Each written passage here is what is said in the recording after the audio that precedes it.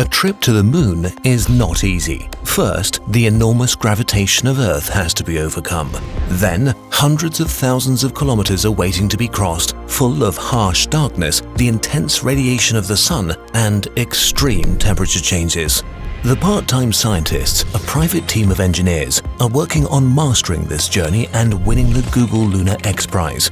Audi is supporting them in the competition to build a lunar rover and send it to the moon to fulfill a number of tasks.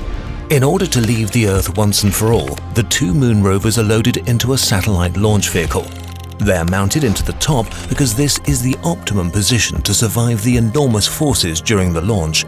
The Dnepr rocket launches with incredible thrusts of 4,520 kilonewtons and speeds of up to 7.8 kilometers a second until it reaches the lower orbit at 300 kilometers. There, the service module is released. This part of the rocket will carry the moon rovers into space. To leave the Earth's gravity, the service module orbits our planet in ever-growing ellipses. Then it catapults away and starts its 5-day-long journey to the moon at speeds of up to 10.5 kilometers a second. While the moon is often portrayed as being fairly close to Earth, it is, in fact, around 384,400 kilometers away. That's enough space to fit every other planet in the solar system between Earth and the moon.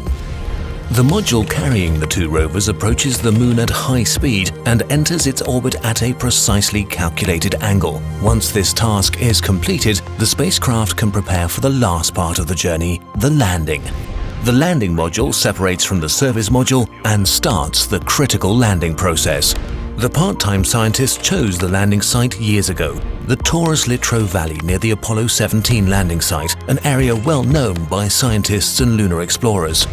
In science fiction movies, landers simply descend to the lunar surface, but in reality, the lander is still orbiting the moon at a speed of 1.7 kilometers a second until the final landing sequence is initiated.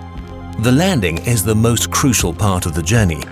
While slowly descending, precisely calculated rocket thrusts slow the lander down as it approaches its final landing site. Once the lander has touched down safely, it detaches the two rovers, which bathe in sunlight first and then call home.